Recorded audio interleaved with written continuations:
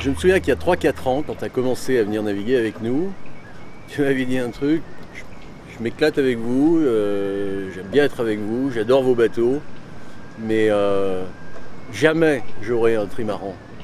4 ans plus tard, tu reçois le prix Philippe Well de l'élégance avec un bateau absolument magnifique. Qu'est-ce qui s'est passé entre-temps? Bien sûr, ça peut s'appeler Golden Oldies, tout ça.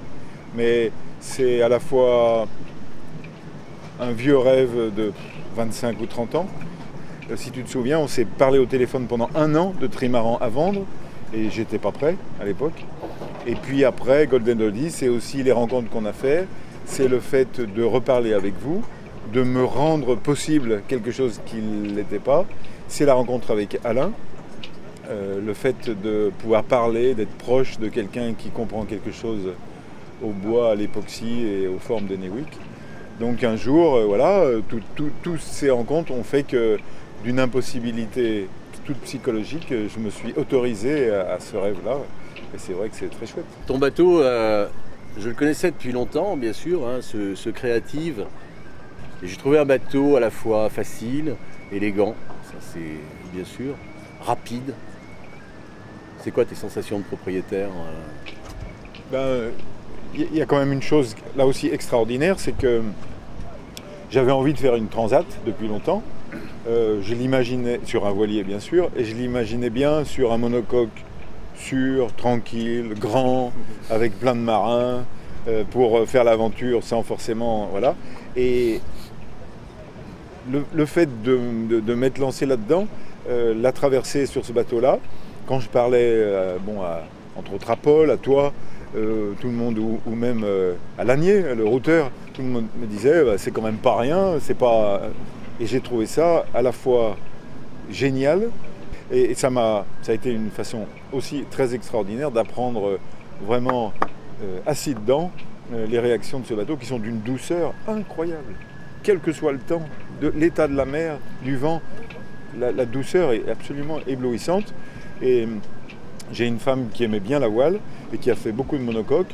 Le jour où on l'a essayé, 5 minutes après, elle m'a dit « Alors là, tu peux y aller » et les monocoques terminés. Moi je trouve que ton histoire, elle est très emblématique de ce qu'on avait rêvé il y a 7-8 ans, de propriétaires qui arrivent dans la démarche que tu viens de raconter. Et je suis persuadé que tu seras un très bon conservateur de ce bateau-là. Tu as fait les sacrifices qu'il fallait pour l'amener à un niveau d'élégance, d'esthétique et de préparation qui est sensationnel. Et ton parcours, il est exemplaire dans l'association.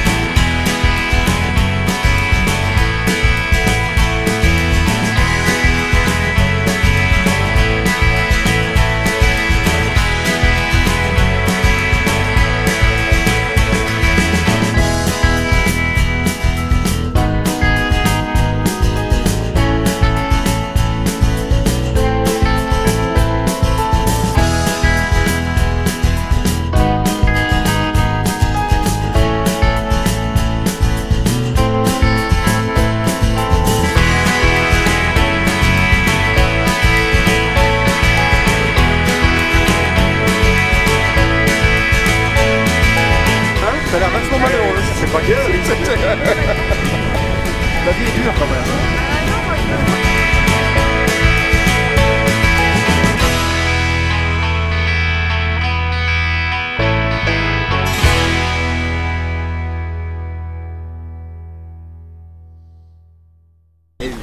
L'objectif qu'on s'est un peu fixé à l'association, c'est de valoriser ce patrimoine des anciens multiclubs de course, parce qu'avant, les gens, quand ils avaient fini de courir, ils les foutaient à la poubelle. Nous, on n'est pas comme ça. On est un peu conservateur, etc. Et alors, ça, c'est un prao. Vous avez vu qu'il est bizarre. Oui. Hein, bon, il a pas ses mâts, mais en dehors de ça, il est bizarre. On dirait une moitié de trimaran, il manque un côté. Et ben, c'est un prao. C'est-à-dire qu'en fait, ça marche dans les deux sens. Les deux avant, il y a deux avant. Et ça fait 25 ans que le bateau était dans un chantier et n'avait pas été mis à l'eau. Voilà. Et nous, on a mis 4 ans pour le récupérer. 4 ans de négociations, etc. Ah ouais, il y a de la passion. Hein.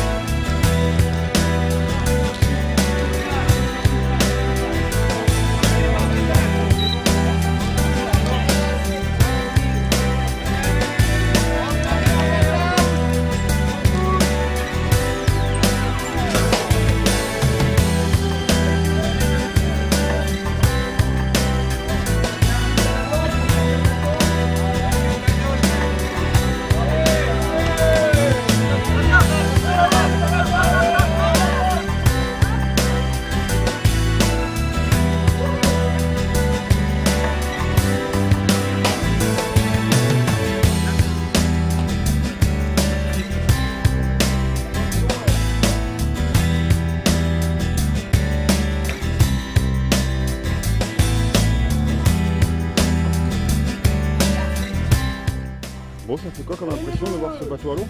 C'est un soulagement énorme. Après 2 ans de galère, ça fait plaisir de le voir sur l'eau. Et là, je l'ai remis, on l'a repeint avec les jeunes de l'association pour laquelle je travaille. Là. Mais bon, c'était un peu... On l'a mis à l'eau comme une fleur, là. À la Hobbycat. Voilà.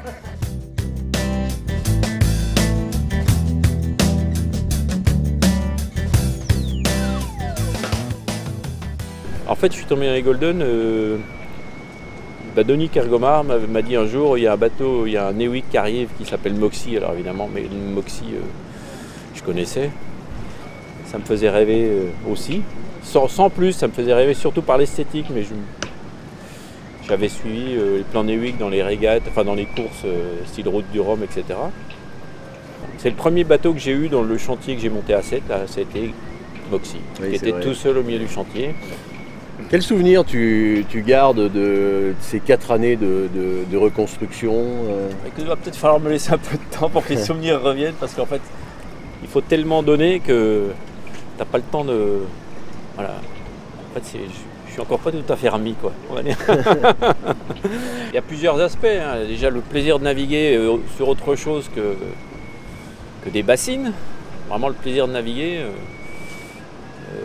Il y a plein d'aspects. Il y a l'aspect, on va dire, écolo, d'arrêter de fabriquer des bateaux en polyester et s'occuper des bateaux qui existent et qui ont besoin d'une nouvelle vie. Parce que le composite bois époxy, c'est peut-être là aussi un matériau d'avenir. Hein. Si un jour la mousse, la fibre de verre, la résine devient plus compétitive parce que les prix auront trop augmenté ou que, eh bien, on pourra peut-être reconstruire des bateaux en bois moulé, parce qu'un bateau en bois moulé, c'est 80% de fibres de bois et on peut faire ça aujourd'hui avec des bois à pousse rapide qui sont en fait des pièges de carbone pour l'atmosphère et 20% de produits dérivés de l'industrie pétrolière. Philippe, ça a été une journée un petit peu plus musclée qu'hier hein, sur le plan d'eau, ça a été un régal, tout le monde s'est fait plaisir. Moi j'ai été témoin, je suis parti en mer tout à l'heure, j'ai bien vu qu'il y avait la banane un peu. Hein.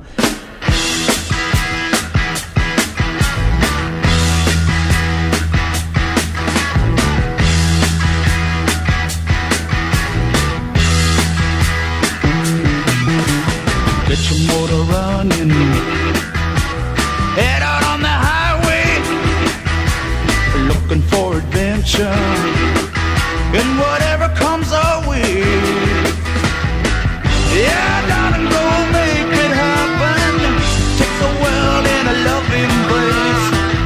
Fire all of the guns at once and explode into space. I like smoking lightning, heavy metal thunder, racing with the wind, and the feeling that I'm under. Yeah, darling, go make it happen. Take the world in a loving embrace. Fire all of your guns at once and explode into space. Like a true nature's child, we were born to be wild. We can climb so high, I never wanna die. Born to be wild. Born to be wild.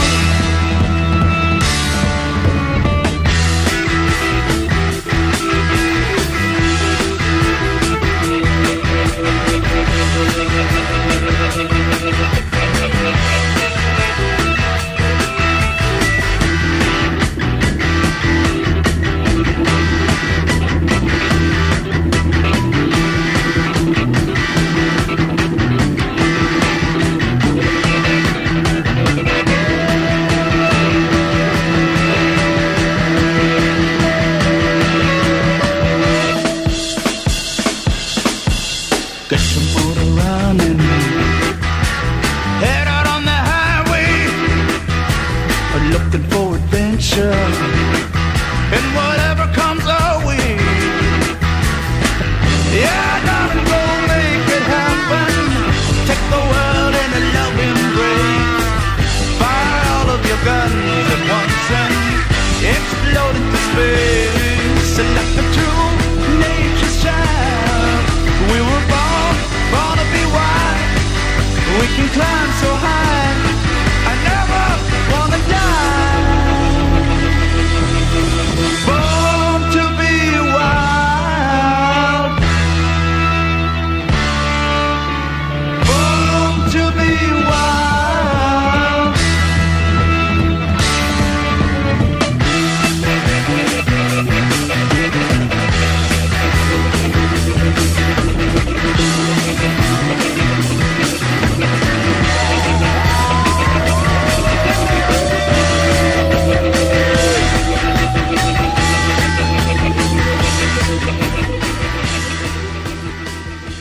Bon, mais Jérôme et Alain, on finit le Golden Trophy 2011 avec un petit moment d'anthologie. Hein. L'arrivée de Gulfstreamer avec Alexei Solianik en direct de Turquie, seul, sans gasoil, sans VHF, sans téléphone. Sans anti-fouling. Sans anti-fouling.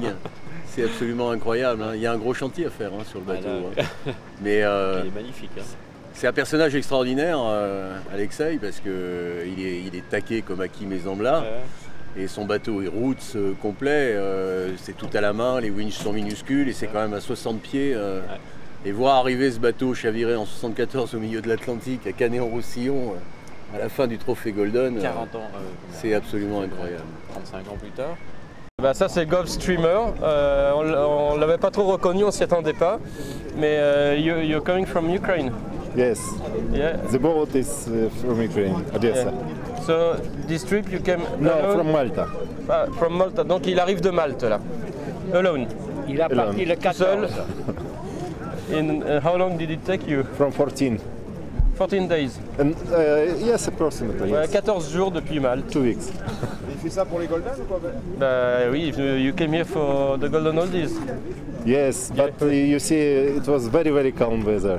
Zero, no, really Ouais, zero. il y a eu plein de calme, pas de Zero vent, wind, donc 5 days. il est And I un petit stayed peu en 5 retard. days near Sardinia, in the sea. Il a passé 100 5 jours miles en from calminé le long de la Sardaigne. Et là c'est... Sorry, I'm late. No problem. Nice to see you. Bah, moi je suis sous le coup de l'émotion parce que j'avais pas revu Alexei. Alexei, on s'est rencontrés au Salon de Paris il y a 5 ans parce que ce bateau pour nous est un véritable trésor. C'est le deuxième bateau de Philippe Weld et c'est son premier plan Newick. L'histoire de ce bateau est absolument incroyable puisque Phil Weld a chaviré dans l'Atlantique avec ce bateau qui a été récupéré par un cargo russe et emmené à Odessa. Et il est resté sur le port d'Odessa à l'état d'épave pendant très longtemps, etc. Et il y a eu un premier propriétaire et c'est Alexei qui a réussi à le remettre en état, en condition de navigation.